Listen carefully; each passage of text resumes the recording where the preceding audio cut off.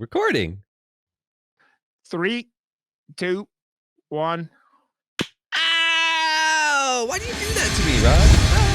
It's time for put it in your mouth because you asked.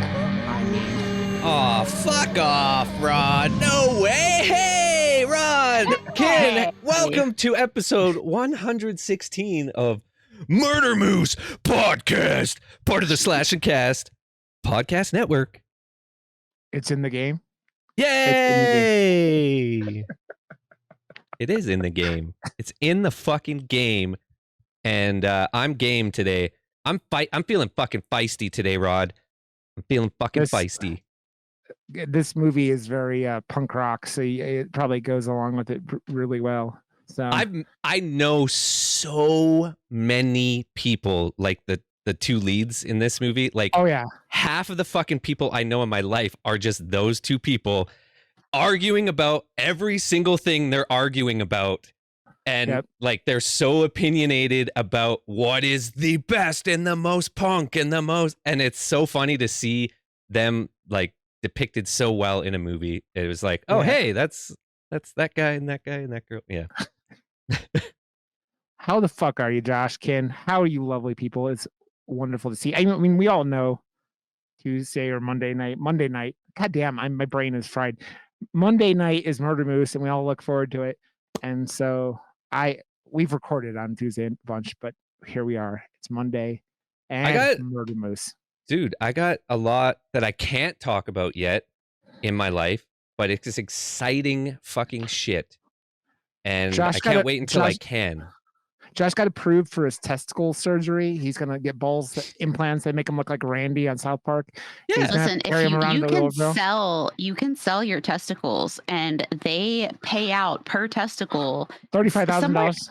Yeah, yeah. I think I saw the number. I will sell a testicle for $35,000. You will be completely fine. Nothing will change if you only have you. All go down I gotta to one. say, it's about time in just like life and shame that something good and like, you know, would start to pile on top of the amount of fucking bullshit that life has kind of piled onto my face forever. And it's a little bit of not shit.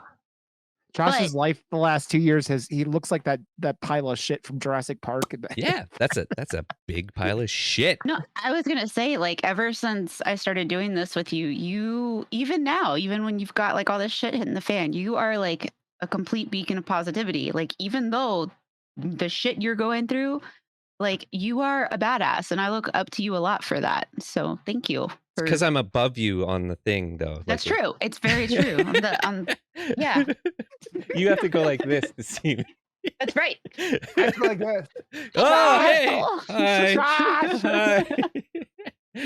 And I'm screaming into his. I use Josh's penis as a microphone. No, that's my taint. That's my taint. I mean, whatever, man. It's the whole package. It's like see what I'm doing right now. Oh my god. There's the clip of the week. Yeah, it's clip of the week. Josh, virtual hand jobs. Virtual hand jobs. They're almost as good. They're almost, but not quite.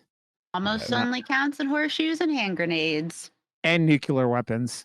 I mean, like, it just devastates everything. That's why that's the only one that also goes along with it. So are you gonna have a new like emote of the new dog on your stream soon? That's just, or is it always going to be Gizmo?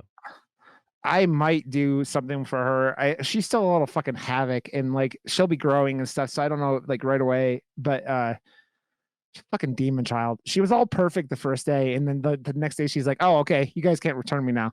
Chaos, and it's just been like running around like fucking like destroying things, pooping on things, peeing on things, and just like I thought she was potty trained. She was, and then Newbie had an accident, and she's like, "Okay, this is where we go." Okay, yeah. You might have to get that spray stuff. That's what I had to do when I had a new dog. It's like go here spray, and you spray it outside where you want them to go, and that's where they go. Yeah, she's been mostly good, but I think she gets excited and is just like she's not even 9 weeks old. She'll be 9 weeks old on Friday, so it's like, yeah, it's just chaos. How but big will she get? I think anywhere like so. Katie and Zeke's are like the girl is 60 pounds and the boy's 70 pounds. Okay. Holy So shit! Yeah, somewhere in that thing. Sorry, I guess that's not that big for dogs, but like Stripes is like 30, 35 pounds or whatever, and he's a cat. Yeah. So I'm always like, that's a huge cat, by the way. He is. And I've gotten pulled in. Yeah. I've gotten pulled into the Naked Kitty Instagram, and it's still one of my favorite things because they are just like I thought you said Naked Katie. I was like, you're just talking about Katie Peters, and then you just said no, not Naked Katie Peters. I was talking about Classy Katie, CK, but like Classy Katie. I mean, okay. So. She has her own OnlyFans also, so it's not like there's not Naked CK somewhere. So yeah, as my wife is yelling at Zelda is.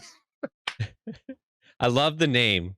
Perfect. Yeah, my wife named her. Like I've named the last couple. I named Ripley and Gizmo. So she Gizmo and Zelda, like those are some like those are good. Those are hard to top.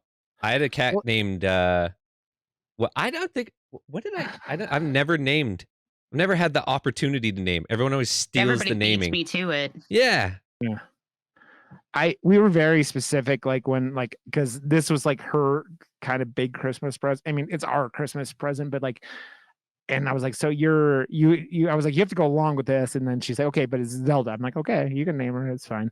And I like the name. It's just like we've called her 8 billion different names in the last couple of days because of like little shit.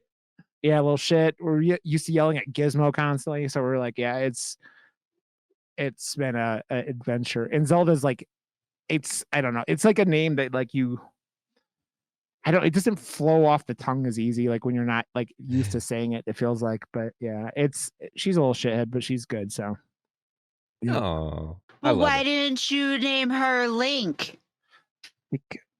Is it Link the princess? That was what I kept hearing. Like everyone in my chat on Saturday was like, yeah, that was the joke. It was like, oh yeah, she's the little guy in green, right? I'm like, God damn it, you guys know what you're saying. Shh.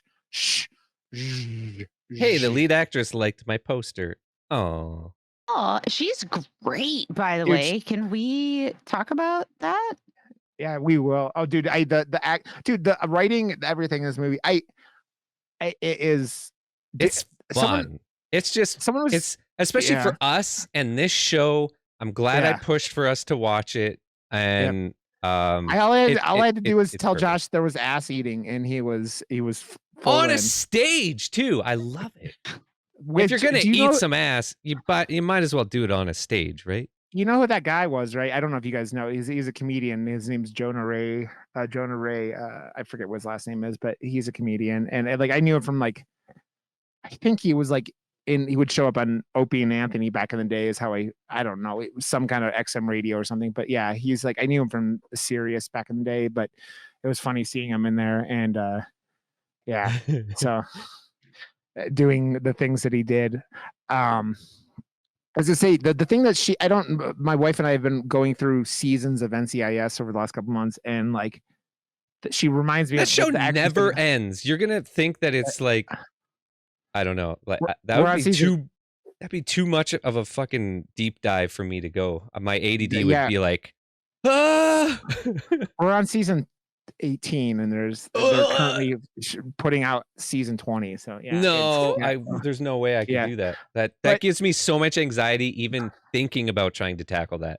But the reason why I say that is because there's an actress on the show that looks like reminds me a lot of what's her name, Tori Toombs is her name, I guess, in real life.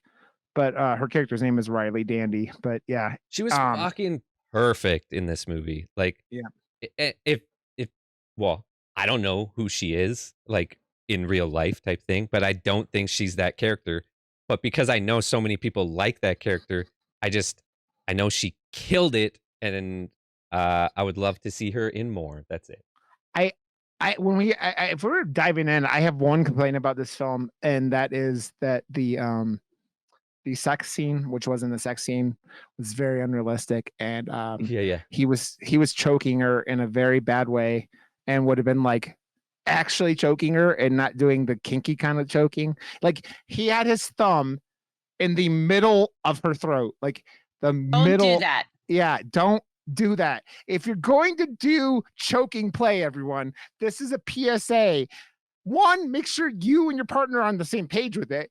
Two, you choke the sides, not the middle.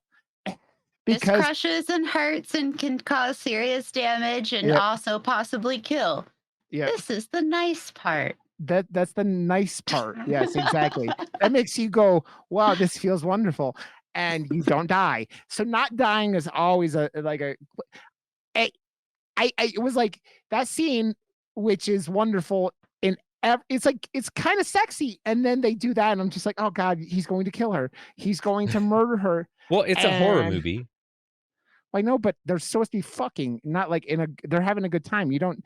Also, I love the whole lead up to that though. Like, you meet them in the record store. They have this kind of chemistry. You can tell he's trying, and it just the lead up and I don't know. It all worked really well, and you want to see him succeed and get it going, and by the time they do, and it was awesome.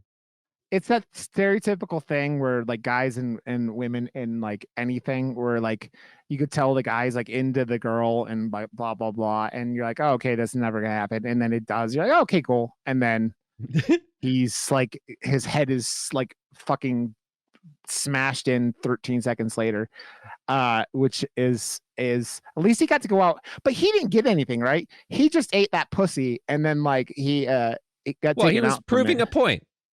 I know that he's gonna die with a raging hard boner because like he ate that pussy, and then you're just like that not everyone is bad at eating pussy. I know, and that's this movie. Okay, one of two things. One, if you don't like language, Christmas Bloody Christmas is not for you. This movie, they say, I saw a joke before I even saw it on Twitter about someone was like, never play a drinking game where every time they say fuck in this movie, you take a shot. Because they say fuck before they say fuck. Die. Yeah, they say like, fucking fuck, and to get their point across. And then fuck after. Awkward. Like sometimes you hear people do that in movies, and you can tell it's like forced, and you're just like. But that's what I'm saying. I know people like this. Like I know people that is how they talk, 110%, and it flows off the tongue. And it made me think of? It made me think of VHS. What was the most recent one that we watched? 99. With the, wait. 94. 99. 94? Yeah, 94. The one with the punk. Oh no, it was 99. Kids. Yeah, it was 99. Okay. Like you can see the difference. Like granted, I mean age-wise, but like you can see the difference of. Right. Yeah. She killed it. They both killed it. It was great. Yeah. It's funny because this movie has not much. It's pretty simple of a premise. It's basically Terminator, and then you make the Terminator a Santa Claus robot, and like they explain it off in like one newscast sentence where they're like, hey, these defense industry is like selling these Santa Clauses, and it's just like that's all they need to like just write it off about like, okay, now Santa's gonna be killing everyone. But because it didn't have any other, explanation, or it's not needed, but it also made it feel a lot smaller. And the way, I don't know, like for me making a movie, I like to get different coverage to make it seem bigger than it is. Whereas this movie really played into the indie aspect. And I appreciate it for what it is, but it felt a lot like smaller and indie because they didn't do any of that other stuff. Yeah, it is. I mean, this movie feels indie as shit, and that's a lot of ways. The movie is lit well, but it's dark the whole time. Like you can see things in it. Like, I love the RGB lights and like the aesthetic of all the places, or the two different sets that most of the stuff is happening in look fucking fantastic on film. Well, I mean the house that she lives in with like all the RGB lights and stuff. swear to God, that was an ex-boyfriend's house of mine. Like, I looked at it and I was like, okay. Well, it's that because everything design wise in this movie is fucking perfect. Like the record store that she owns, which has like everything, which I don't like. The first time I watched it, like because I watched it before the show last week, and the record store is like all this random shit in it, and also I have other silly complaint, but we'll talk about that when we get to the end. And then her house has like porno posters that looks like all over the walls and shit like that, and it's just like this is like the girl that only hung out with the tough like stoner dudes or the tough like like the bullies or whatever in your school, and like would kick the shit out of random people, but like was also like cool about it. She was like the kind of person you're just like, oh no, you don't want to fuck with her because you will get fucked up. And it's that's why the dude Robbie, I think it was Robbie was like so perfect with her because those two played off of each other so well. And like you were talking about, Josh, the dialogue between them is wonderful. It is not for the faint of heart, but like watching this too again, Josh, like the fucking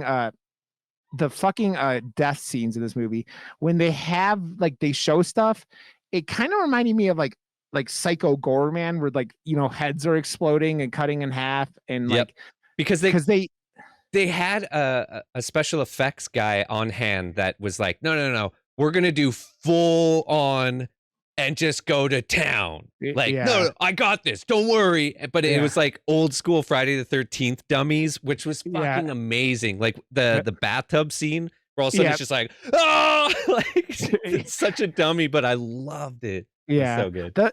That was the one I was going to point out because it was the most notable, like, oh, this is fake, but it's like, it's wonderful. And then eyeball.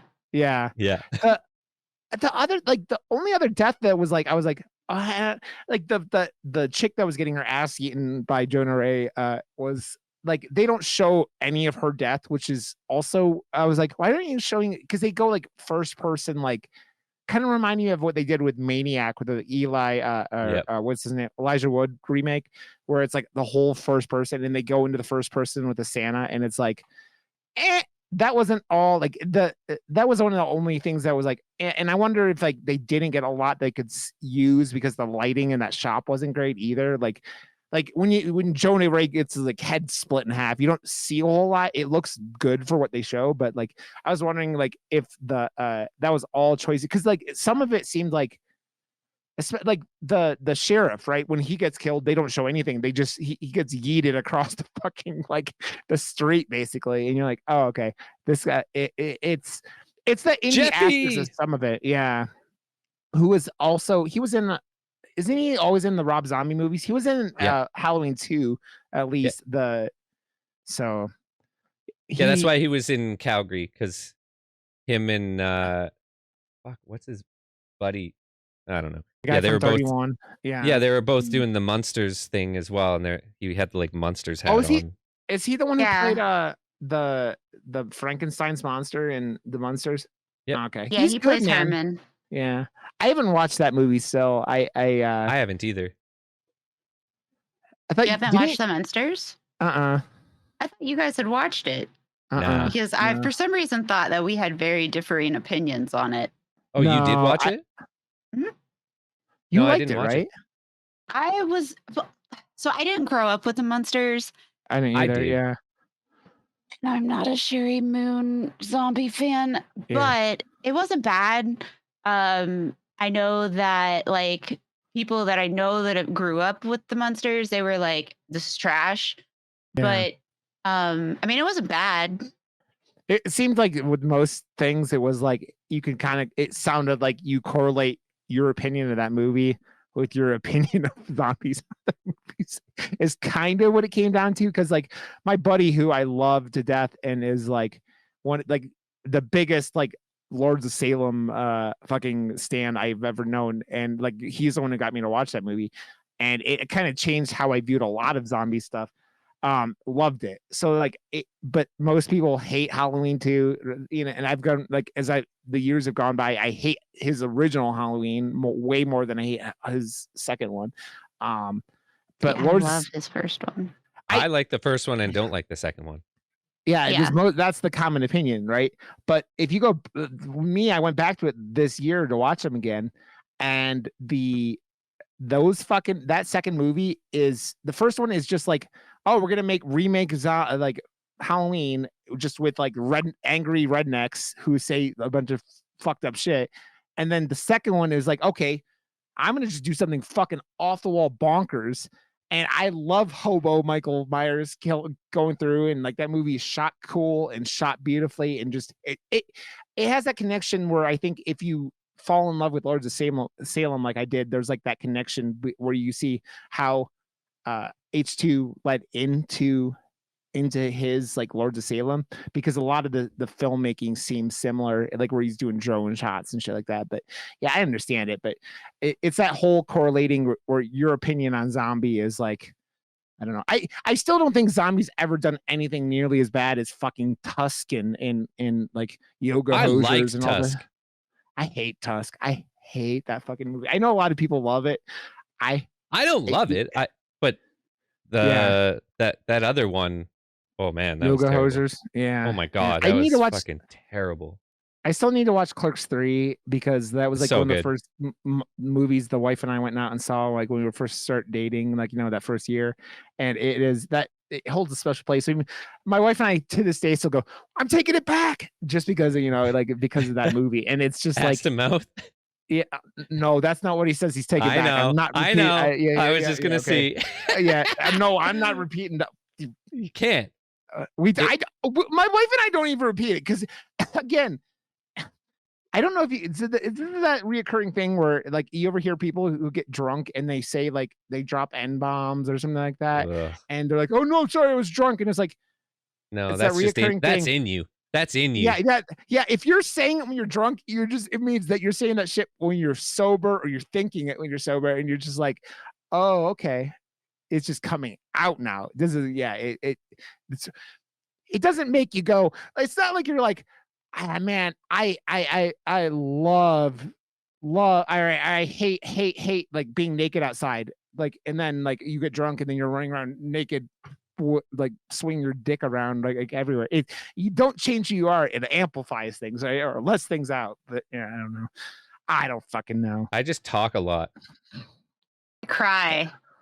You cry? Yeah. I mean, also you have like medications and shit and all that, and the like the bipolar aspect, right? And it's like none of that stuff is just. You don't drink anymore. Yeah, I haven't had a drink in like a year and a half. Yeah, drinking is not for me, man. I'll have a social drink with friends, but like, I think the last drink I had this year was the wife and I went to a comedy show with CK and Zeke again, and we went and saw Jim Norton, and they had like minimums, you know. So I had like an old fashioned, but that was like my last drink, and I'm like, this year I'm like, I don't miss it. I don't miss the hangovers. I don't miss the like any of that shit. I just get. Exactly. We're getting older, and I just I don't know. Yeah, I don't miss any of that bullshit either. Hangovers last like 2 days for me at this point. So like if I overdo anything, I'm just like I'm out of commission for like an extraordinary amount of time. I'm like, fuck that. I don't remember. Yeah, I don't remember drinking enough really to get a hangover. So it was just. I got hungover real bad, and I got hungover because I blacked out, dude. It was easy for me to black out. I black out and be like, "Hey, what did you do?" It was.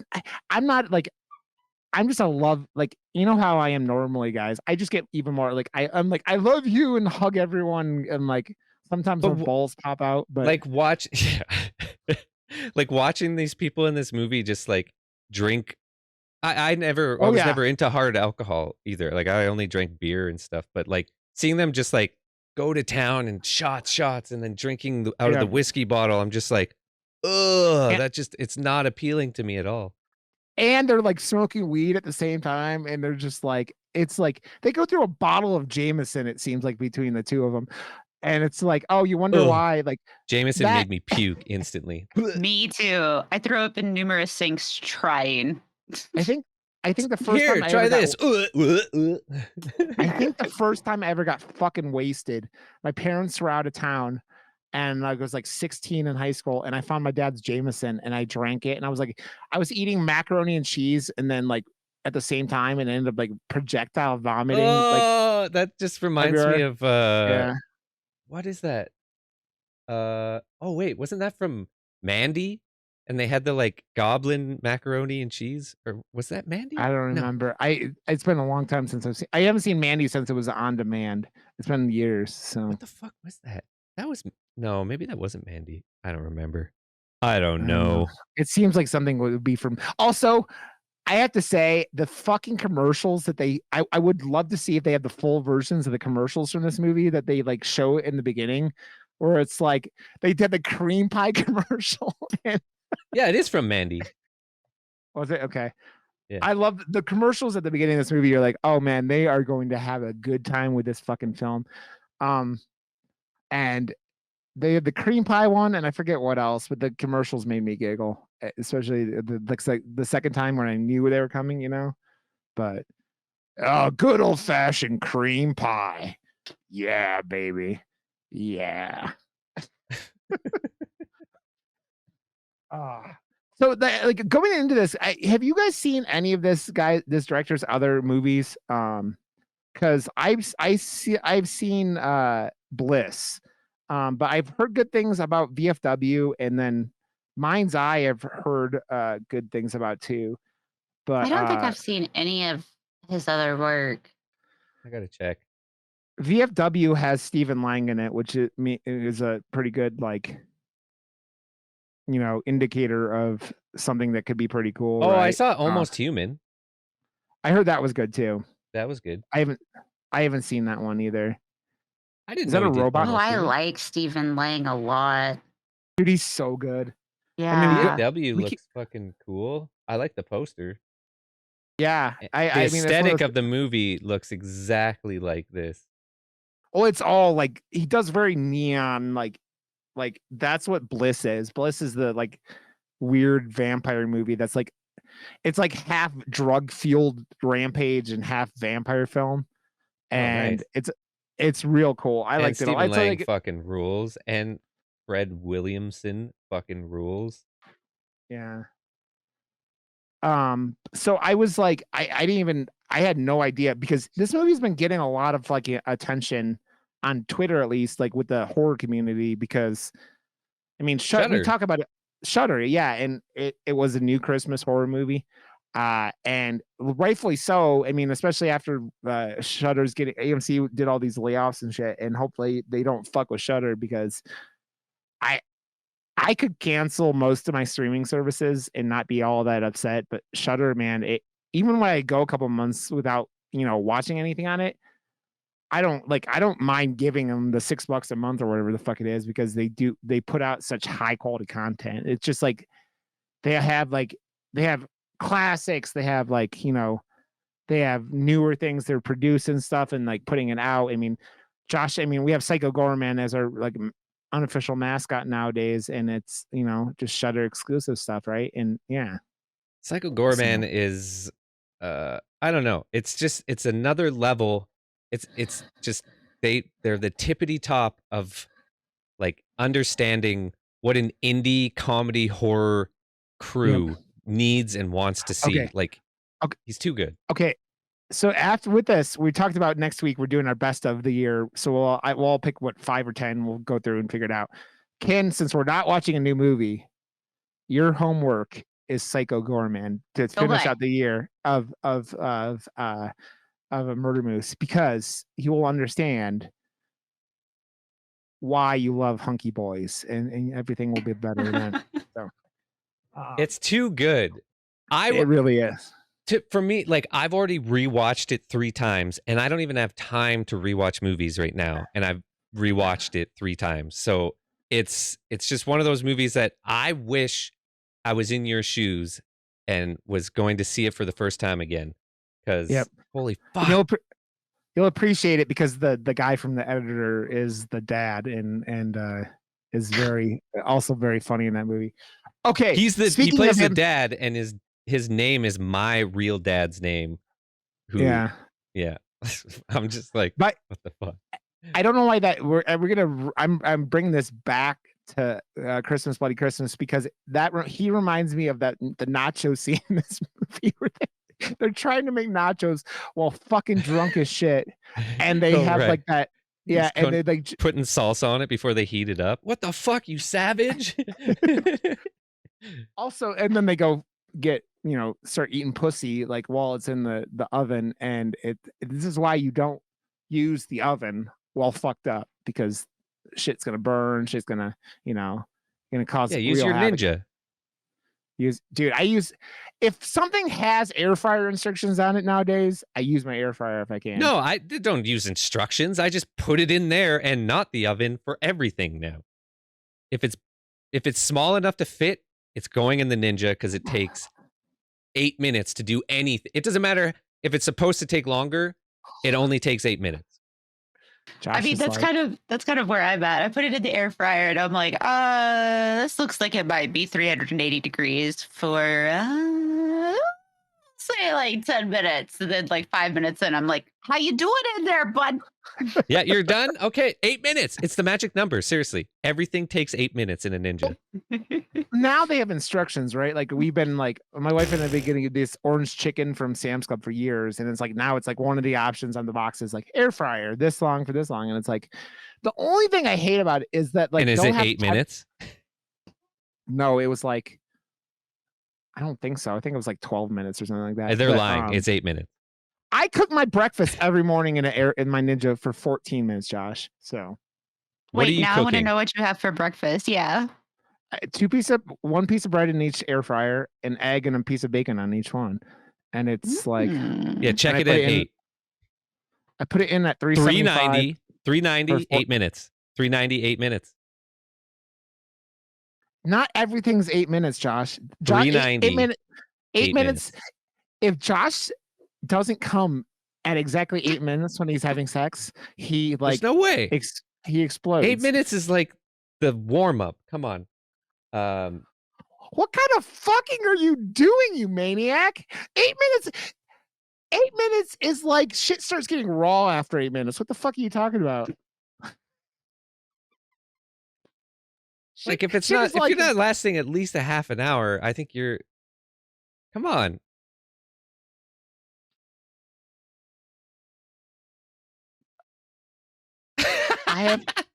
Just gonna let you guys handle that. I haven't lasted a half an hour since I stopped drinking, Josh. I don't like that. Doesn't it's. There's more than just this. I mean, I'm talking about the actual, fucking. Foreplay is the key to everything, Josh. And I just give me some foreplay and I'm good. But 8 minutes, like a half an, fuck that, man. I don't have the time. I don't have the dedication. I don't have anything. Give me 10 minutes, 15 minutes. I'm good, man. I'm good. I get everything done. And yeah. Got to make the lady come first, but well, here we are in 2022. I'm just like the guy in the movie, Josh. I got to eat that pussy and we're good. Got to eat that pussy and we're good, Josh. Fair enough. Ken's like, I don't know what the fuck is going on tonight. Man. I'm good. This is normal. This is Murder Moose. Yeah, I was gonna say this is Murder Moose. It's about the. Oh wait, I was just gonna say it's usually at about the 30-minute mark. It just randomly turns into sex talk, and I looked, and we're at 33 minutes, and yep, that makes a lot of sense. I have to wonder that you act like there's some because it's usually 20 minutes of like bullshitting about everything else. We jumped into this a little bit faster, and I don't know. Maybe at 30 minutes or like you didn't eat his pussy long enough, is what he's saying. I mean, she seemed to enjoy herself. Like, I mean, it looks like I was talking about your pussy. I mean, I don't have a pussy, Josh. I have a penis. I have cock and balls.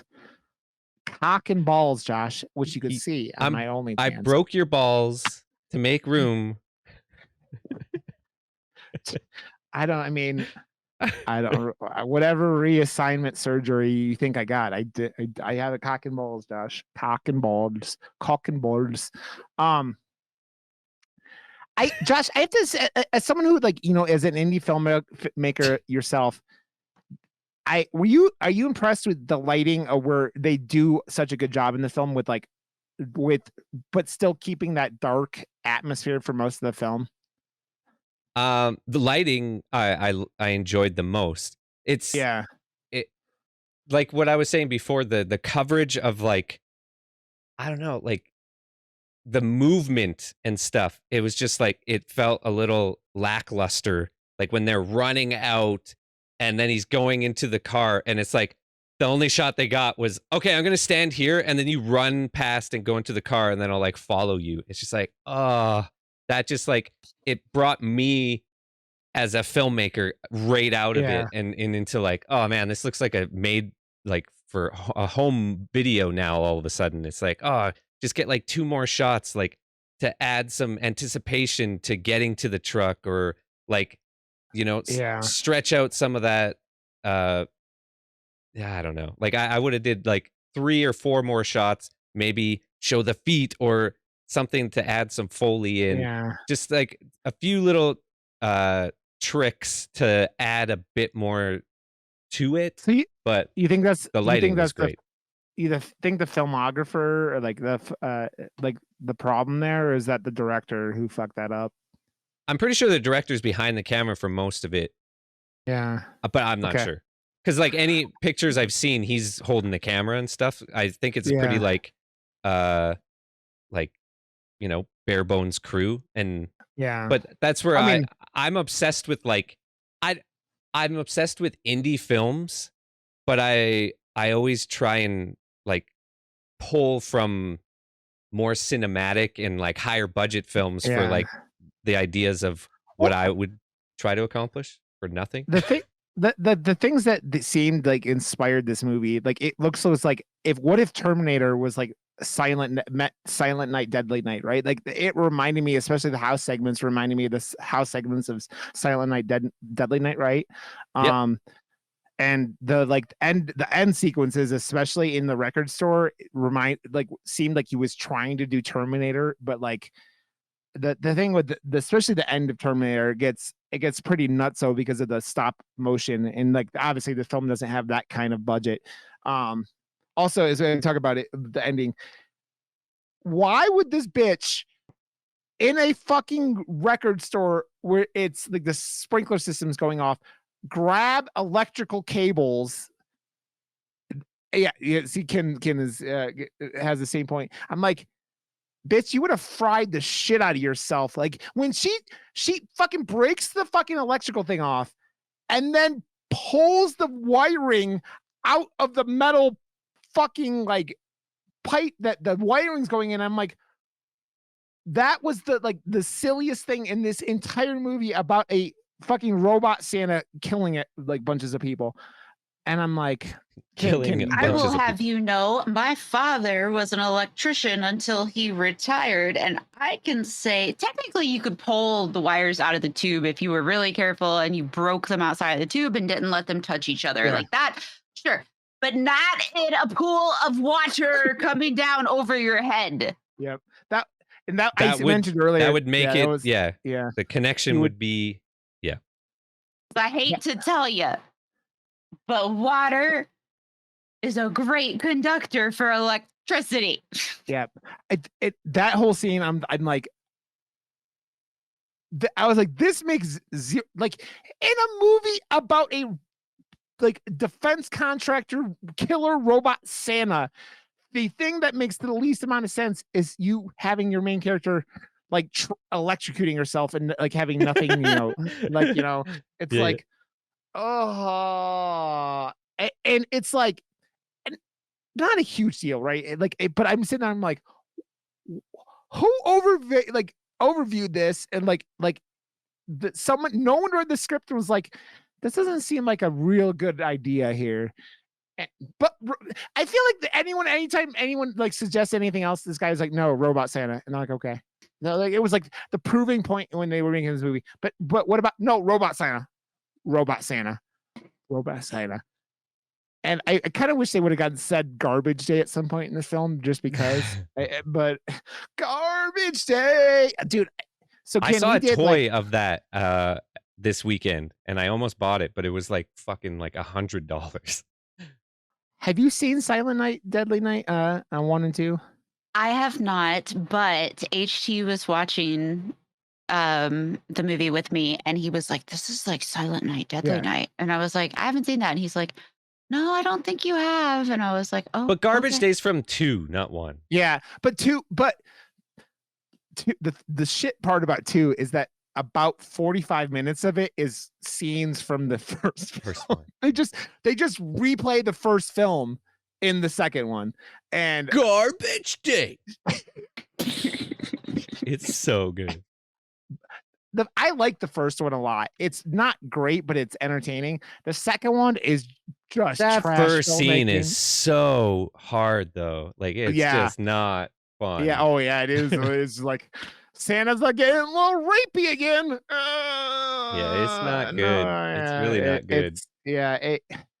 It gets to that point. You're just like, I don't know. Like as I've gotten older, rape continues to get harder to watch, not easier to watch. Like unlike most things in horror, like it's like you get sexual assault, you get any of that stuff, and it's just like, and it's because you like world experience at that point, and it's like it's not stuff that's like, oh, it's a robot Santa cutting people's heads off. It's like a very like real rape kind of thing, and it's just like, I don't want it.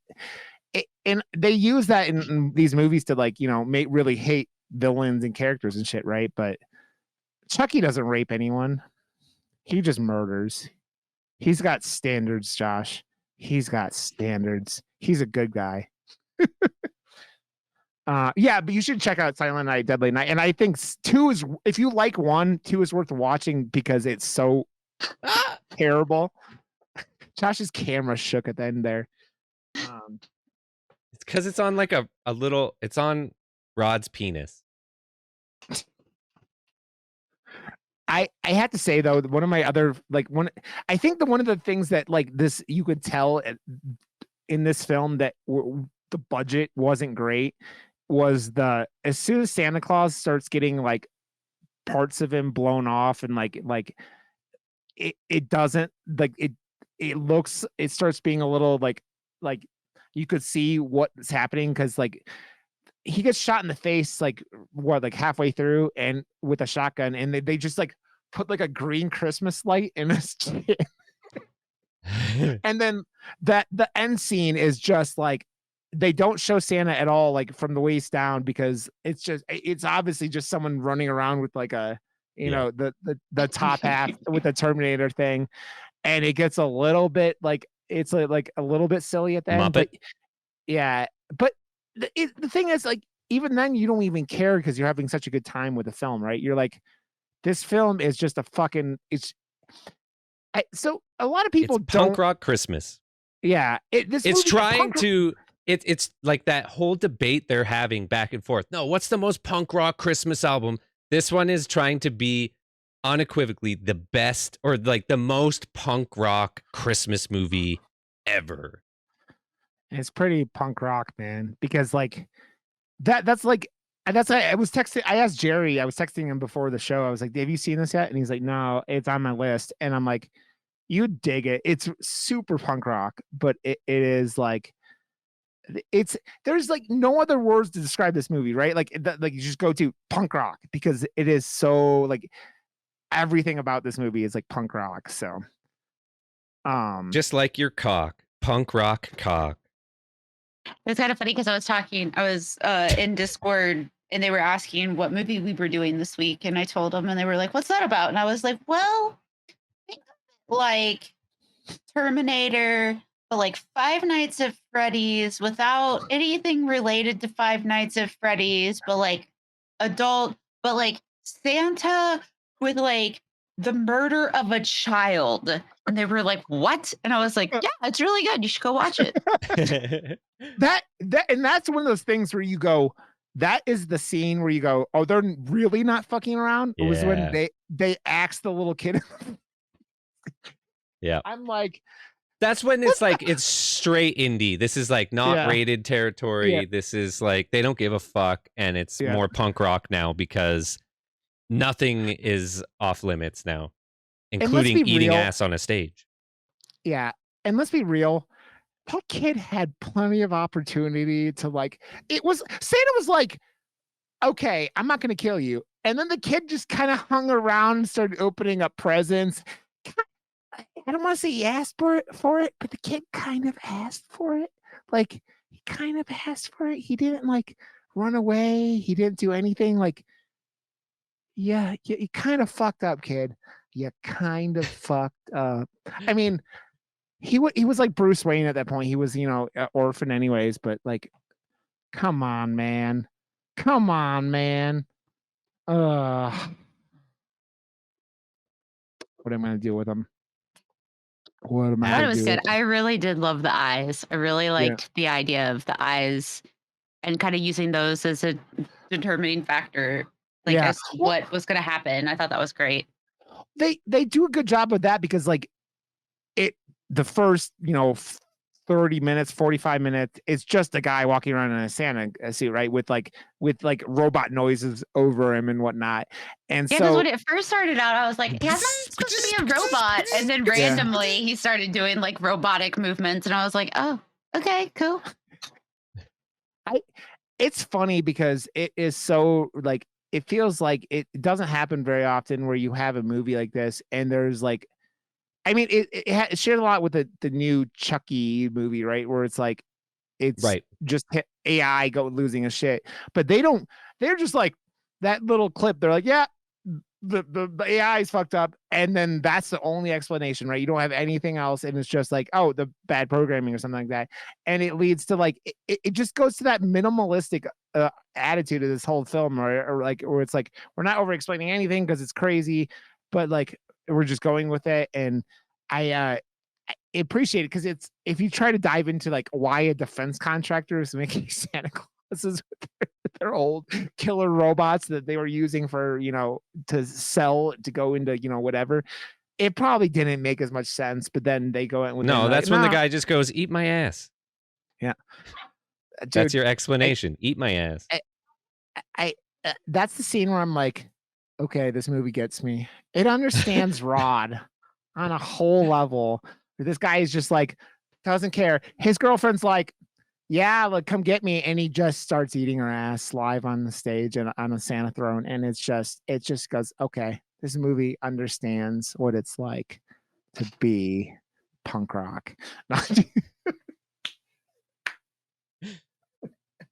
I also love how it starts though, because like you get introduced to that character from him like, oh shit, I didn't get a gift and I said I was going home, and then it really introduces the like relationship between the two couples or friends that own stores and like how knowledgeable she is as an owner of a record shop and everything, and knows her friend, and you know the reason and the explanation of why she's recommending this record. I was like, I love that whole, it was so organic and like humbling. I don't know, it was just it was great. You talked about knowing people. The director or the writer must have know people that were exactly like this. Exactly. I think one of my favorite lines in that early section is like, Jonah Ray's like, he's like, I can't tell, all their logos look exactly the same. And it's just like every death metal band. It's I've been listening to Lorna Shore more lately, and Lorna Shore's logo, even though I know it's Lorna Shore, it's like this is like stereotypical, like just like white letters, like just that you can't read anything unless you know specifically what it says. And it's just like, I'm still not sure why that's the like death metal and like whatever, but I love it. Yeah, it's, I'm not saying it's bad. It's just like, why is that like the go-to choice of, you know, death metal? It's not even like metal bands, it's death metal bands that like really do that one, right? There's a concert series that's coming up next year that looks like the layout looks exactly like the When We Were Young tour. Um, and there's like 4 or 5 bands on there that anytime I go through and I read the lineup, I'm like, don't know what that band is, can't read that logo, don't know what the fuck that is. The lines, I don't know. Like yeah, maybe a different something that you can read. yeah. It's a thing where you're doing like I think because I think you talked about that in your stream, right? And it's like, oh, there's corn and like pop, all this like the new metal shit from the like the late 90s, early 2000s. And you're like, okay, and then you see a band name and you're like, what the like I don't it and that's all weird, man. Like I've been listening to a lot of metal the last 6 months or so, and like you go off and you listen to new stuff, and then you kind of follow it, and you're like, oh, what's this? And you like Spotify and other things try to suggest stuff to you, and you're like, no, man, this ain't it. This is not it. And I'll check out shit, but like I don't know, man. That's what is weird. I mean, cool about music though, right? Like you can everyone's taste, everything's different, everything's all over the place, and I don't know. But that festival looks cool. So My Spotify library right now is such a mess because it does. I've got the punk rock, I've got the the music. Like this movie like does a great job of showcasing as far as what is the word I'm looking for? the Not like the dedication. vibe. I hate Yeah, that, vibe. but the vibe. I hate that expression. But like also, I'm all over the place. So one minute I'm listening to like hardcore, grunge, screamo, like Yeah. death metal, and then I'm listening to this song about Diet Coke and like I mean, so I'm just saying. I think that's like my ADD too. Like, I don't know if it's because I'm a musician and I came up listening to whatever, and like I'm definitely into metal and punk and heavier shit more, but like you put something good on, I'm gonna enjoy it. And yeah. I don't listen to the same thing. It's too one note to just listen to my favorite Yeah. fucking death metal and heavy shit all the time. I like some softer shit. Put on some pop or some, weird Yeah. like electronic shit. I'm totally into it. I mean, I listen to a lot of metal, but like Rez is like my jam when I'm like EDM type stuff. I love her stuff, and it's just like, it's all over the place. Like I either go bounce all over the place, or I get super hyper focused on like particular Yes. albums. And it's been weird because like I've gotten over this year, I've gotten obsessed with like 4 or 5 albums, like That's the real hyper obsessed. focus. Yeah, and For me, it's to learn the drums of it too, though. Yeah. But then, yeah. Well, dude, when I get real obsessed, it always like my Spotify rap comes up, and I get like, oh, you're on the point, like 5% of listeners. Same. Like it was like this year, it was like the Motionless in White album came out in June, and I listened to that for months, like over and over and over again. And then like last year was like Ice Nine Kills. I was listening to like mine was Stray from the Path. Yeah, I was obsessed with a bunch of stuff from Stray from the Path because the drums are fucking really cool, like, and fun to play. Yeah. And I was like top fucking 0.5% of listeners or something. I'm like, oh my God. And if we're at that point where this transitions, I don't know when Spotify cuts shit off, but like I've been listening to Bad Omens repeatedly. It's just been Bad Omens. And then what the fuck is the other one I've been listening to? Like it's the band that's just every time it's I Prevail, and which is this weird combination. Josh, you'd probably dig them. They remind me like they're like current metalcore but mixed with like new metal from like the late like 90s, early 2000s. Like they hit all that kind of stuff. That's what you got to do now. Yeah, a lot of metal bands are doing stripped albums now where they like make their heavy songs not heavy. Yeah, and I'm like, dude, whoa, that's weird. the whole fucking like the Bad Omens album that came out like this year is like it's all like they do a lot of the melodic like it's almost pop for a lot of the songs, right? It's like very poppy metal songs, and it's just like people are mixing every genre now. Yeah. And people give them shit, like give bands shit, and I'm like, but better music. Like it's better produced. It's better, like, you know, you sing along, it's better, all this stuff. And it's like, Yeah. and then I, people ju- go, I oh my God, you're not, you there know. was this song I was like, oh man, like it starts off like kind of just rock, and then it Yeah. has this weird like saxophone breakdown where it's like Yeah. it doesn't sound, it's like pop, but then like it goes really poppy, and then a saxophone part that I was like, what am I listening to? And then right after the saxophone, it goes into their heavy, like so fucking heavy breakdown part. Yeah. I'm like, what the fuck is this? I'm so into it. Like I don't know. Yeah. I think I just listened to every genre in one song and I love Yeah. it.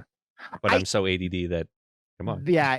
That's like when that album has like violins breaking out in the middle of songs, and you're like, yeah, because violins, that's when just- you use them right, so cool, man. It's cool. No, that's a normal mix to me. Like having Yeah. something like a saxophone breakdown was like, it was jarring and amazing. Whereas What about violins, Michael Bolton, man? Michael Bolton. no, but you know, but then like right after was I know. like, oh, this Yeah. is dope. I love it. Dude, I can't. When you get like, I love Will Ramos's voice, the guy, the lead singer of Lorna Shore. But like, I can only like, I have to be in that headspace where I'm like, okay, demon pigs are coming, because if like, if Dude, I demon listen pigs to aren't- way heavier shit than you do then. Well, I know you do. It's okay. Because you're talking about really fucking like tame shit to me. Dude, my number one genre last year was melodic, or this year was melodic metalcore. So like that's what I listened to, melodic metalcore. Yeah, I love melodic metalcore, but like yeah, there's heavier shit. Well, I know there's heavier shit. I'm not saying it's just where my sweet spot is, you know. I don't know. Well, dude, it's funny. It's funny having this conversation because like we're like really going off of that, like of the vibe of this movie, right? It's that movie where you like you want to sit there and talk, like the whole film, like first half when the Robbie or what's his name, Sam, her employee that eats her pussy, like their conversation for that first half is just like so good. And they're going off about like you know who, like there's no good punk rock album or good Christmas music or Christmas movies. Like she's shitting all over A Christmas Story. Like she just shits all over it. And this dude's like, dude, why you like, what don't you like this and this? And like she like her speech about bands cutting their hair and then putting out like shitty music was fucking like it's awesome. And like really, you could just tell people were like getting stoned as shit, having conversations, and either somebody's just like I've had writing these down conversations. Yeah, before. it's like people are writing the audio, like the conversations down, recording it, or just like trying to remember what it's like, because it's so authentic of like people that are just like, yeah, this is this and this and this, and you're like, she's got a Lemmy as God, or it was a Lemmy as God, right? Like written on the wall in a record store and shit like that. And it's just like, it feels so like the people, it just feels authentic. Yeah, authentic. And like, which let's be real. I came up in the punk scene, like the scene is the exact same, because I was just in a punk band before 2020 again, and we were doing tours around Alberta and shit, and just to see and play with a lot of the bands that I played with like years ago, there's a lot of the same people in still having these conversations and stuff. And I went into like hardcore and then other genres, and then came back full circle, like, I don't know, 10, 20 years later, something. And to see the same people having these conversations, I was like, punk is the same. It's never going to change. And I kind of love that it's that. It reminds me, Josh, and you'll probably get a kick out of this years. I was in college. I met this. We would go to Denny's, smoke cigarettes, drink coffee till like 2:00 in the morning. That's what you do at Denny's. We met this kid, and he was in a metal band, like in a Cleveland metal band. The kid was a punk rock kid, loved punk rock, but was like playing punk rock in a band, like I think he was a guitarist. It was like, it wasn't a challenge. Like he was like, this isn't like, it wasn't That's why you get into metal. Yeah, that's why you joined a metal band. And I'm like, oh, okay. But that was the same with me. I like the punk rock scene in Calgary is like fast. It's skate punk, but like double time. And that was the sound that came out of Calgary was the extremely fast punk. So I was like, oh, this is hard to learn. And then I was like, wait, no, it's not. I do the same thing 4/4 all the time. And then when I started listening to hardcore and metal, I was like, fuck, give me that. It's a challenge and a half. So like it was the same progression. I started really loving and listening to like August Burns Red and like bands that had drums that are just like, what? Huh? What did he do? I've been thinking about going to see August Burns Red in a couple months, but only because I want to see Devil Wears Prada opening up for him. I was just listening to that album that you got obsessed with, and it's fucking good, man. I totally get it. It's a good one. It's so good. Like that was the other one of the albums I got obsessed with this year. And I think that like we talked about it with the horror movies, right? That like have been coming out. I think that the fucking COVID has like made these bands like kind of fine tune their records, right? Like really like just like these horror movies where they had more time because they're like because of the pandemic. And it's like that, dude, I'd never listened to the Devil Wears Prada, and that album was just like, oh, you hadn't? No, at all. And Jerry tweeted about that album, and I listened to it, and it was like, I listened to that. When that came out in like October or September, and by the time that the Spotify Wrapped came up, they were my third most listened to band of the year because I had listened to that album on repeat. Hyper focused, like it originally, like with me, like albums it would be every couple years. I remember getting obsessed with the Arctic Monkeys AM album and like the Lumineer, the Lumineers album, like which is very folksy, like alt rock stuff. And then like Jack White, like when he was some of his solo stuff, I would just listen to that shit over and over. But it had been a while, and it was like it's been like there's not enough drums in any of those bands for me to give it two shits. Like I need. Well, I would listen to that like, but be like, oh yeah, that is a cool track.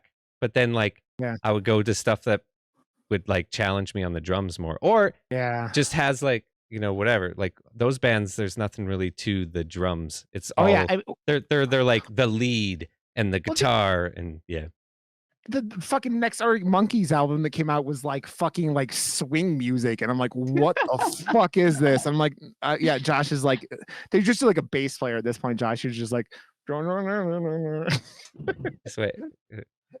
but yeah, so there's been a lot of good music, and that's what this I kind of figured that this would kind of turn into like what like this show would be because of that, and because of what it's simple. Like this movie's wonderful. It is like a fucking blast of a good time.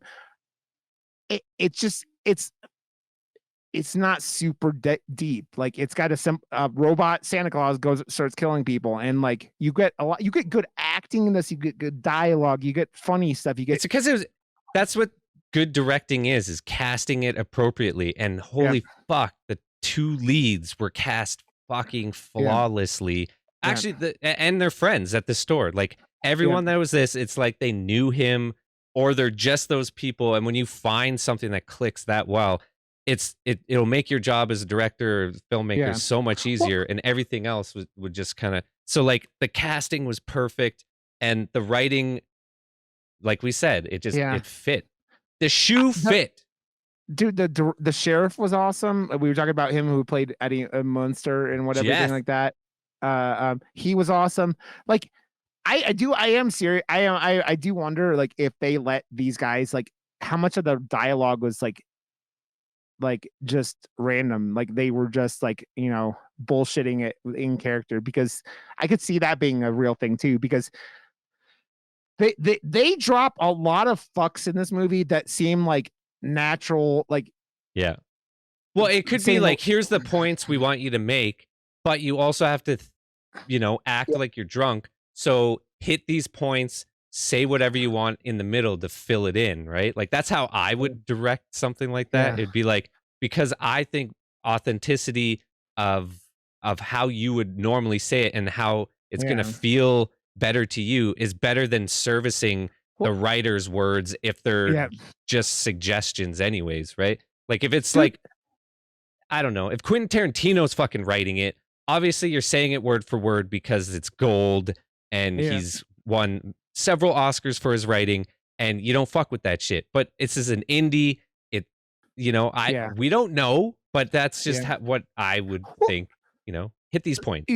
So the number one thing I heard about Old, the M. Night Shyamalan Ding Dong movie that came out last year, the number one thing I heard about it was how, or maybe I don't even know if it was this year, whenever it came out, was the dialogue was just bad. Like it was awkwardly written. It was not good. And it's like when a movie like that with a director like that, you just go, so your dialogue was so bad that people are like, that's the first comment about your, it's just like, oh, you know what I mean? It's like, just eat my ass. Just eat my ass on a Santa throne. Just eat my, I mean, but like, people are talking the whole time, right? Like most films, there's dialogue for the majority of the film. Yeah, but Kin's not talking. Kin, what do you think? I'm just listening. Don't mind me. I'm just listening. I think that like it just having natural signing dialogue, even in a movie where a robot Santa is killing people, it just makes it like easier to watch. It makes it easier to like, sit there and just have a good time. It was a nice light snack. That's what I felt like this movie. Like there's not a part in this that didn't make me want to continue watching it. It's like, oh, like it was fun. It flowed. It just kept coming at you. But I don't think that even when we're talking about like, yes, they go there and the kid gets got in this too, but it's done in like an indie kind of whatever way that you don't feel like the consequences of it like you do in because of, I don't know if it's lack of cover or what, it had that really indie type feel to it. So I didn't get as much like, oh no type thing. It's like, oh yeah, that's just stupid and fun. So what's the go-to talk when you talk about that, like of the last 5 years? Hereditary, right? Like, yeah, it makes you feel like her head bouncing off that telephone pole is like I had my jaw on my lap the entire time it cut to her brother just like in bed waiting for his mom's reaction. Like I was just like I've never felt so much in a movie, like, and just like, because you don't have that happen in big Hollywood horror movies. You don't have it happen. They don't kill kids, and it's like that's the kind of thing where you just like it doesn't have that kind of appeal or that kind of, because one, it wasn't a character, right? It was just a kid that you see for like 30 seconds, but like it doesn't have that kind of power that Hereditary does. Impact. But like it has that impact. But it still is like, oh, they ain't fucking around, right? It's I think it sends a very strong signal, because I was like, they're not going to kill this kid, like, and then he killed the kid, and I was like, oh, okay, this is where we're doing. Okay, cool. But that's how I felt too. Oh, okay. Yeah. All right.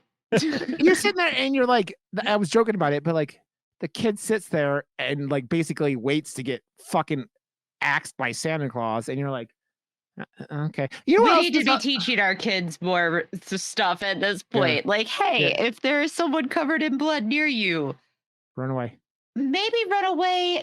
Like, call for help, of course, because they obviously need something. But like, maybe run. Yeah, maybe. The other thing that I think about, maybe.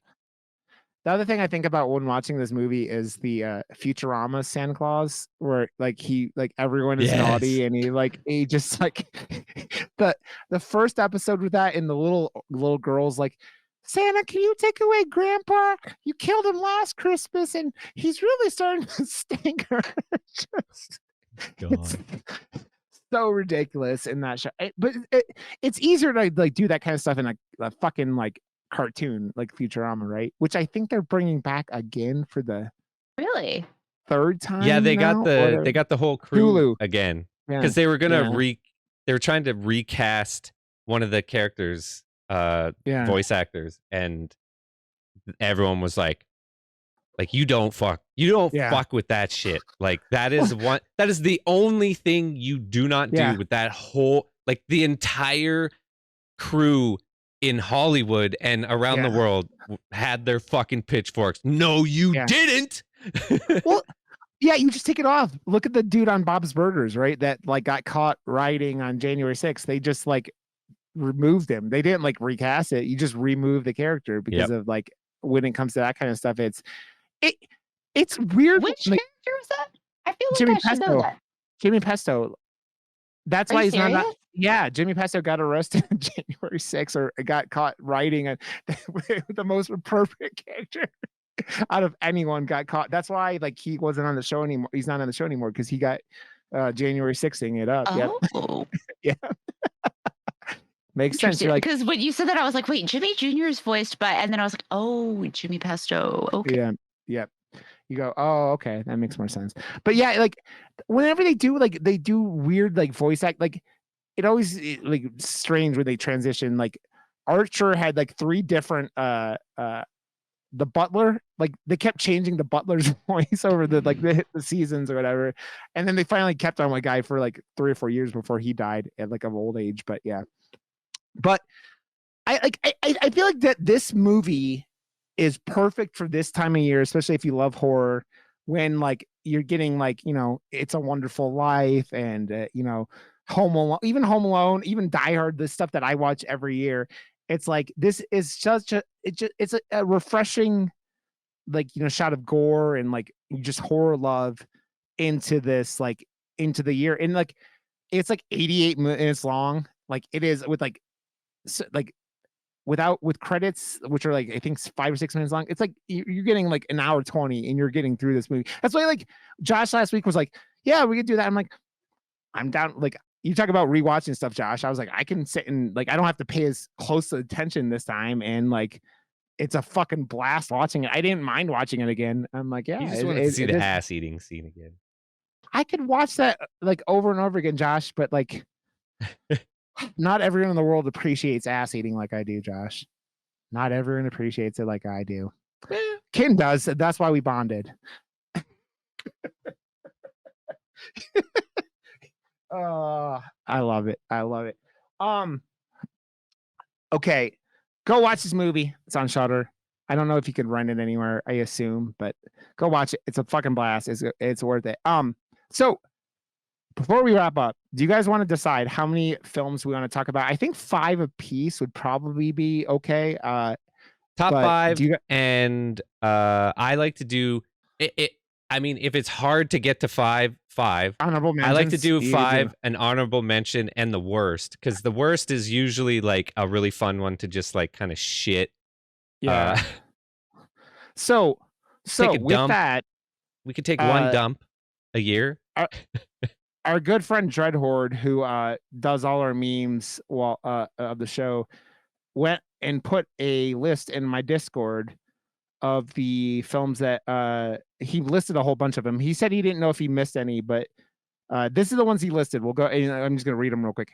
X, Pearl, Smile, Nope, Hellraiser, Halloween Ends, Prey, Barbarian, Terrifier 2, Bodies, The Menu, Scream, The Black Phone, The Invitation, Watcher, Deadstream, Men.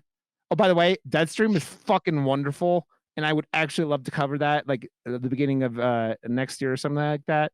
But that movie is fucking wonderful. Ken, you would love it too. It's about a Twitch streamer who goes into a haunted house and has like it's fucking wonderful. Yeah, Deadstream, Men, A Wounded Fawn, VHS 99, Glorious, Blood Relatives, My Best Friend's Exorcism, Orphan, First Kill, Goodnight Mommy, The Wreck Queen, Mr. Harrigan's Phone, Unhuman, Texas Chainsaw Massacre, Fresh, Studio 666, Hatching, Firestarter, They Them, Sissy, The Lair, The Friendship Game, and Bones and All. Which there's a good number of those I haven't seen yet. I'm surprised how many I have seen. That's kind of fucking crazy. Yeah, because I didn't know there's that many. And there's only 2 on that list that I was like, oh shit, yeah, I forgot to watch that. I haven't seen The Menu. There's some other ones on that. Well, that one's still in theaters, so it's a little harder, but I want to check it out. Bones and All, I want to see that one. There's lots on there, like, but Bones and All is on the Plex now, so I hear good things, about that one. People are real good, like into that one, but well, big I think that like having that is a cool thing because we've talked about it on here. This has been such a fucking awesome year for horror. So like just kind of going off and talking about this as a episode next week seems like a good time. And it'll be like that week in between. Hey, fuck, man. If we all have time, maybe we could do something else too. But like, I thought it would be a cool thing to do. So is there anything else like you guys want to go over before we wrap up? I don't know what it's gonna be cold. Stay warm. Or it's minus 40. It is minus 40 right now in Calgary. Minus 40. It was minus 42 at lunch, and I went out and got a donair at lunch, and my face almost froze off. Josh is so cold that his balls are like actually like back where his tonsils are, the back of his throat. Those aren't like his dingly thingies. They're just his balls hanging up there. They've sucked so far up into his body. So far up. I mean, like in Celsius, we're supposed to be negative 14 on Saturday. So I guess it's not as bad, but I heard that minus 40 is the same in Fahrenheit and Celsius or something. I don't know. Something like that. That's real cold. It's real cold, man. Like I remember it being negative 17 for a while. But yeah, it's real fucking cold. It is. Look at that. Oh. Yeah, so it is really cold. It's minus 40. Like legitimately, it's minus 40 for me and for you. Yeah. I don't understand how that fucking works, but math. Science. Science, bitches. Yeah, it's minus 40. Everyone gets it because it's both. Okay. Well, it will be a good talk. Yeah, so we'll do first 5 or top 5 or honorable mentions and whatever we think is worse. We don't have to shit on it. Just like you could say, because I might have to go check some shit out just to get a worse on there. Like I might go out of my way to go watch Invitation just to have something to shit on. But like, I don't know, the director's girlfriend just liked the poster I did. I'm trying to find the poster on Instagram. Oh, it's on Instagram. Yeah. Oh yeah, I didn't post it on Twitter because Twitter's fucking dead. Hive's back though, so we're okay. Okay, so next week we're doing top 5. Ken is also watching Psycho Gorman because she's got a like as part of the one of us. I'm getting it tattooed. I gotta contact Dan and see if he's gonna fucking poke me with some Psycho Gorman. I want that for Christmas. You gotta get that guy to do some tattoo on me when I come up, man. I gotta come up in Calgary and have like your tattoo artist is dope. Your tattoo artist is dope. Yeah. Well, you'd have to let me know when and I know. Well, I mean, obviously, yeah, I know. You I silly need to bitch. find an artist near me. Because he books up. Yeah, dude. Well in advance. The guy I wanted to go see, $1,500 a day, and I'm just like, I just can't. Like, it's so hard, even though I love it so much, because you're like, you want that high quality, and then you're like, what could I do with that money? You're like, I have so many other things, and it just it sucks. I always trade, so I don't even know how much. What do I have to trade? I'm blowjobs. I used to trade computer work. Like I used to do tech repair for tattoos, and they weren't bad. Like those tattoos are fine, but like the girl that I went to do my tattoo, it's like $3,500 or something. But it's like a full 5-piece from like I'm a bone to knee kind of. I do advertising and all forms of the media, so like I have so much in anywhere I go.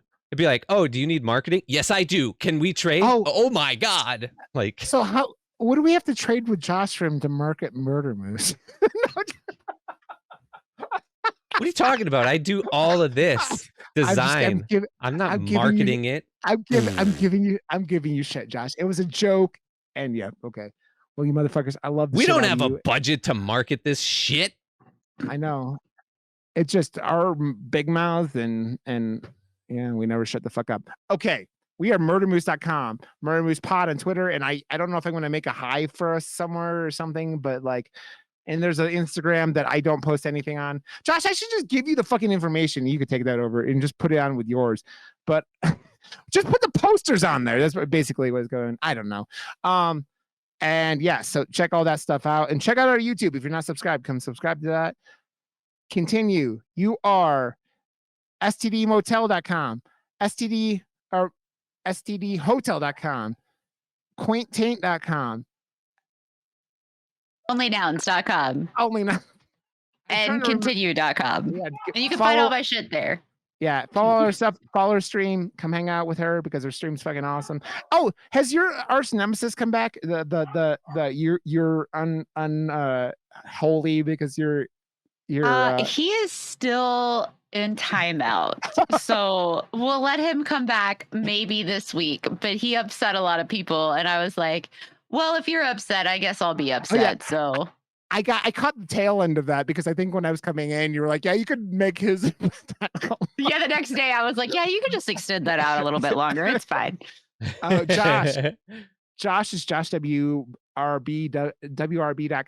Josh WRB on Twitter and everything else like that. Go follow him there. Josh no, Instagram, not Twitter. Instagram, yeah, Instagram. Sorry, Josh.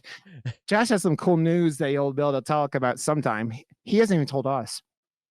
And I am Rodden_Johnston everywhere. So follow me wherever. And yeah, except there's no underscore in my name. Actually, you're like some of the only people that I did tell. I didn't even tell a lot. Like, there's so many people in my life that I'm just like, maybe.